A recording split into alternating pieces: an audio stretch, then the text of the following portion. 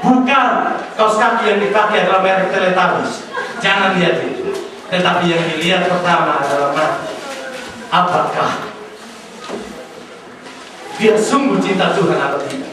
Tetapi di samping itu, berdoa di hadapan Tuhan dan bertanya, Tuhan, si cantik molek itu, apakah dia yang Tuhan tentukan bagi saya? Ya. Berdoa, amin. Hai kamu muda, masih hidup?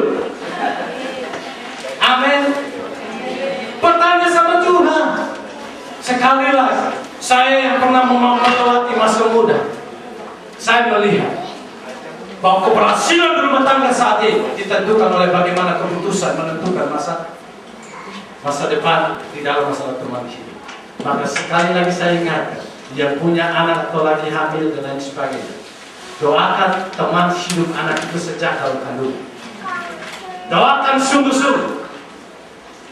Doakan sungguh-sungguh. Jangan tunggu dia 26 tahun dulu berdoa. Terlambat. Apalagi 32 tahun berdoa. Katanya ya, bahwa anak di umur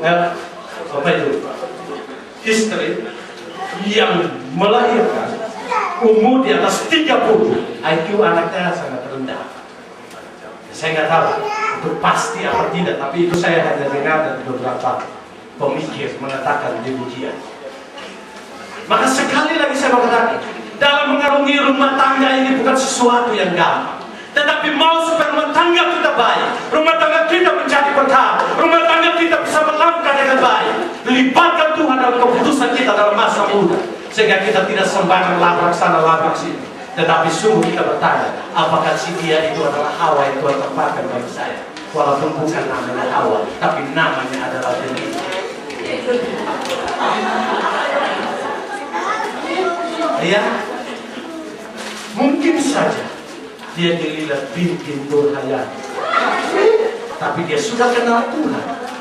Dia sudah kenal Tuhan, maka hatinya sudah diperbarui oleh Tuhan. Sekali lagi saya katakan poin yang pertama, mau tidak mau masa depan kita harus lalu. Tetapi keputusan hidup ke depan itu baik atau tidak ditentukan oleh keputusan saat ini. Libatkan Tuhan di dalamnya. Ini merupakan alasan ketiga kenapa kita bertanya kepada Tuhan.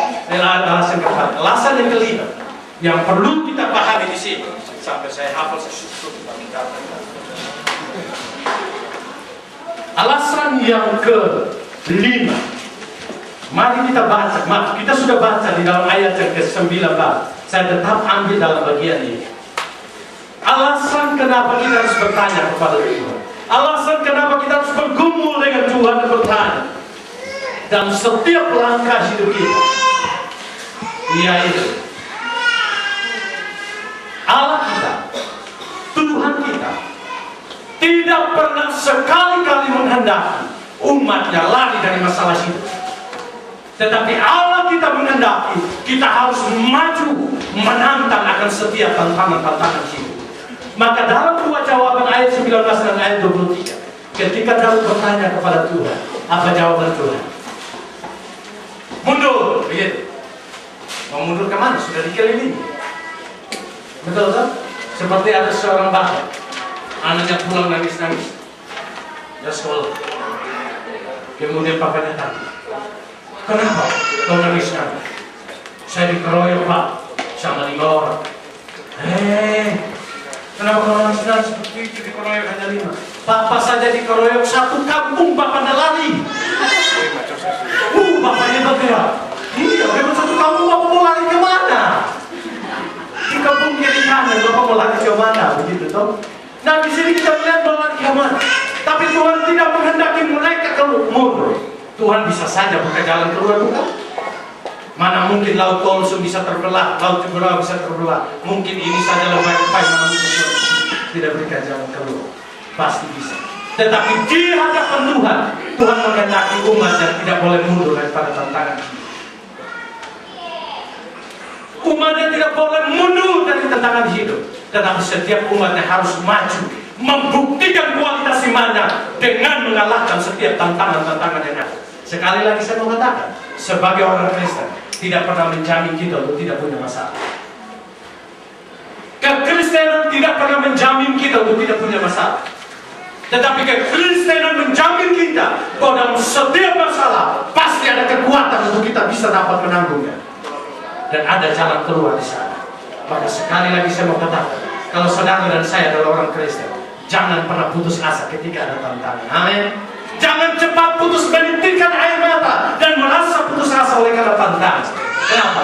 Karena ingat, Allah yang menghendaki kita maju menghadapi tantangan. Allah mengizinkan masalah. Allah berjalan di depan kita untuk menghadapi setiap tantangan. Maka dalam bagian yang lain Mazmur katakan begini, kamu seperti burung Raja Wali yang terbang tinggi ketika badai datang. Ingat, burung Raja Wali tidak pernah lari meninggalkan daripada, tetapi seringkali dia terjun masuk ke dalam badai dan melewati badai. Artinya kekuatan badai itu tidak akan seberapa dibanding dengan ketahanan yang ada dalam burung Raja Wali. Dan burung Raja Wali melintasi badai itu dan melewati badai itu. Itulah kekristenan, di mana sebenarnya setiap masalah yang Tuhan izinkan bagi kita, setiap masalah yang Tuhan izinkan bagi kita, ingat, sudah ditakar oleh Tuhan bagi kita. Amin. Sudah ditakar oleh Tuhan bagi kita. Kalau sudah ditakar oleh Tuhan, 1 Korintus katakan, Tuhan akan memberikan kekuatan bagi kita. Loh, kalau Tuhan berjanji boleh memberikan kekuatan bagi kita, kenapa kita putus asa? Kenapa kita tawar hati? Kenapa kita cepat langsung mati lemas?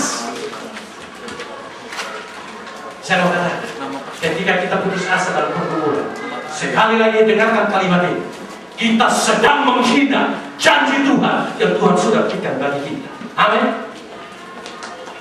Untuk apa kita menjadi orang Kristen? Untuk apa kita percaya Tuhan? Tetapi kita cepat putus asa ketika ada tantangan dan masalah datang. Dan jangan pernah mundur, karena Tuhan tidak pernah menghendaki orang mundur dalam tantangan. Tuhan tidak pernah menyuruh Ayub mundur daripada tantangan, walaupun Ayub masih berdiri sampai saat ini. Tapi Ayub terus dikuatkan untuk menghadapi setiap masalah demi masalah. Yusuf tidak pernah dibuat mundur. Tuhan suruh mundur dari masalah, tapi Tuhan pimpin dia tahap demi tahap untuk masuk dalam setiap masalah. Daniel tidak pernah disuruh mundur dari gua singa, bahkan disuruh masuk ke dalam gua singa. Sadrak, Mesak dan Abednego tidak pernah disuruh mundur daripada api yang dibuat berapa kali lipat, 10 kali lipat. Tapi disuruh masuk di dalam api yang 10 kali lipat. Tapi di dalamnya ada kekuatan Allah dan naungan Allah melindungi. Naungan Allah melindungi Sadrak, Mesak dan Abednego. Lindungan Allah melindungi akan Daniel. Lindungan Allah melindungi akan Yusuf. Lindungan Allah melindungi akan setiap tokoh-tokoh iman. Apakah lindungan Allah tidak akan melindungi kita sebagai orang yang percaya kepada-Nya? Apakah kekuatan Allah tidak menjadi bagian dalam hidup kita? Ketika kekasih berkata, stop sampai di sini. Aku ingin mencintainya. Jangan cepat lagi katakan, bunuhlah aku. Bunuhlah aku sesuka hatimu. Ada lagunya itu kan, nabi itu kan. Yang tertawa ini biasa suka dana. Berarti tinggalnya biasanya transmigrasi. Udah putar radio kencang lagi gitu. Kalau pergi ke daerah transmigrasi itu radio kecil kencangnya mencampur. Nggak tahu yang dengar siapa, orang di luar apa di sini. Begitu toh? Iya, jangan cepat putus asa.